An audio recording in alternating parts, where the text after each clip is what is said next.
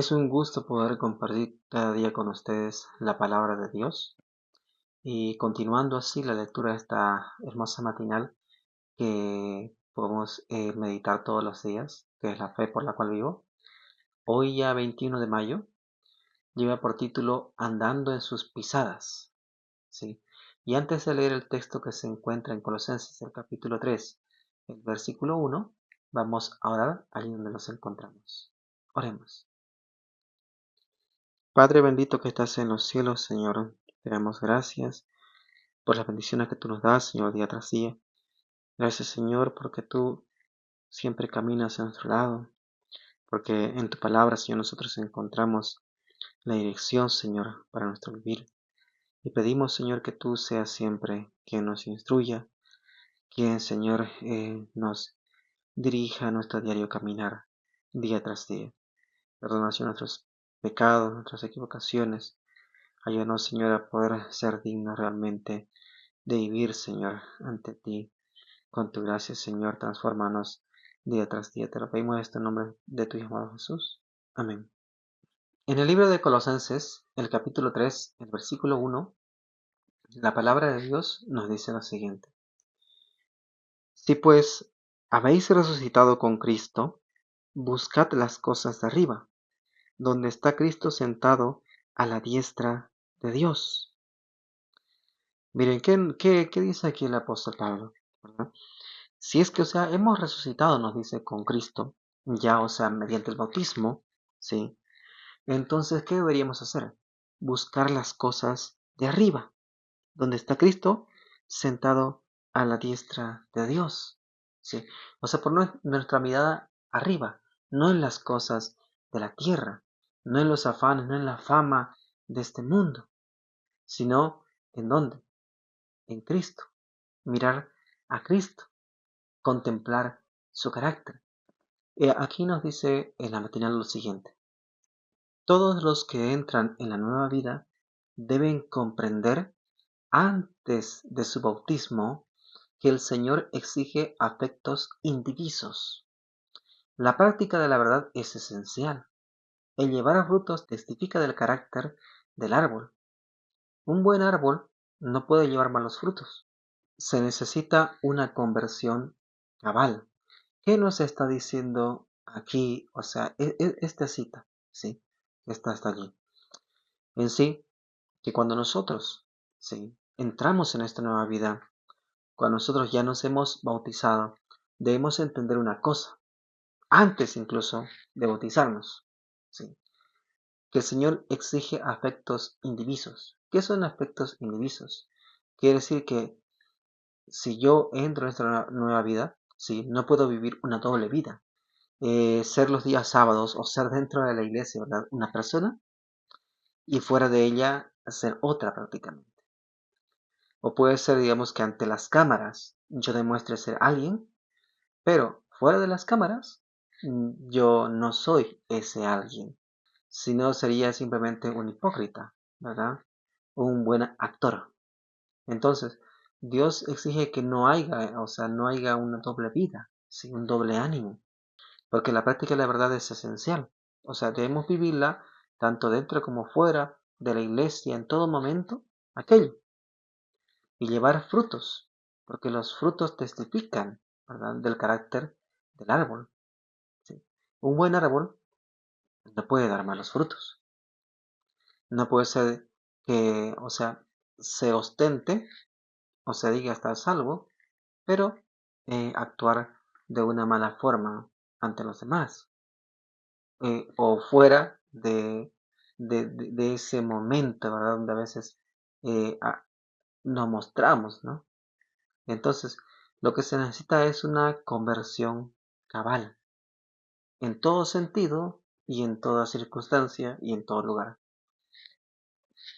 Hay hijos que han sido enseñados desde su juventud a observar el sábado. Sí, esto es para los que son nacidos, ¿verdad? Ya dentro de la verdad. Miren, hay hijos que han sido enseñados desde su juventud a observar el sábado. Muchos de ellos son buenos hijos, ¿sí? Fieles al deber en todo lo que se refiere a asuntos materiales. Todo lo cumplen, lo cumplen. pero no sienten una profunda convicción de pecado y la necesidad de arrepentirse. ¿Sí? O sea, ellos a pesar de que cumplen con todo lo que se les pide, prácticamente son buenos hijos, ¿verdad?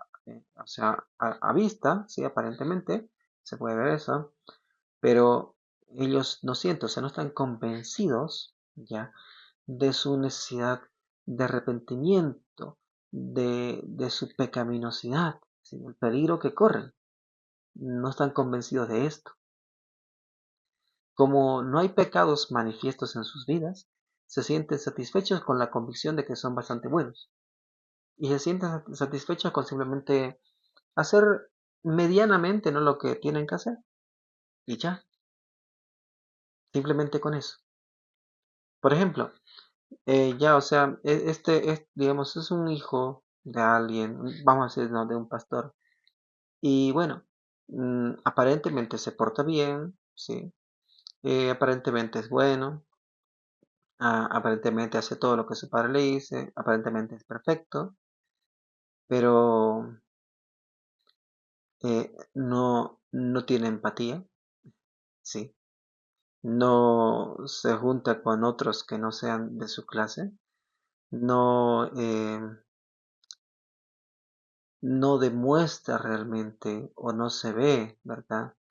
El amor por otros en su forma de ser, ¿sí? O en su actuar, sino una persona medianamente, vamos a decir, a la vista humana perfecta, pero alejada de los demás. Y que escoge amistades, claramente. Entonces, o sea, aparentemente no han hecho nada malo, ¿sí? En sus convicciones son bastante buenas, pero no están viendo realmente su realidad. Aquí nos dice esta cita: he sido autorizada para decir a estos jóvenes, arrepentíos y convertíos, para que sean borrados vuestros pecados. Miren, tienen pecados, que tal vez, o sea, no han cometido pecados como, por ejemplo, matar a alguien, robar abiertamente, muchas cosas, ¿no? Pero sí han cometido otros tipos de pecados. Igualmente el llamado es arrepentimiento y conversión, para que esos pecados sean igualmente borrados. Debéis arrepentiros, creer y ser bautizados. Es necesario, porque si no fuese necesario, Cristo, quien también, o sea, podemos ver su vida y la misma palabra de Dios testifica que creció en gracia para con Dios y los hombres, pero Cristo fue justo en todo sentido, como nosotros lo sabemos. Sin embargo, el Salvador del mundo dio al hombre un ejemplo al dar los pasos que se requieren del pecador para convertirse en hijo de Dios y heredero del cielo. Prácticamente Cristo sí no tenía ningún pecado, no era indiferente, no escogía amistades, ¿sí? No, no se creía el perfecto, pero sí lo era. Aún así, él dio el ejemplo de tomar el paso del bautismo, reconociendo, bueno, dándonos ejemplo, es decir, nosotros que el ser humano debe reconocer su condición pecaminosa y su necesidad de un Salvador, de la salvación, ¿sí? Entonces prácticamente todo ser humano, no importa, incluso si son hijos de pastores, igual necesitan esto. ¿Por qué? Porque igual son pecadores. Igual, no hay diferencia, ¿no? Ahora, todos los que estudian la vida de Cristo y practican sus enseñanzas se asemejan a Cristo. La influencia de ellos será semejante a la de Cristo.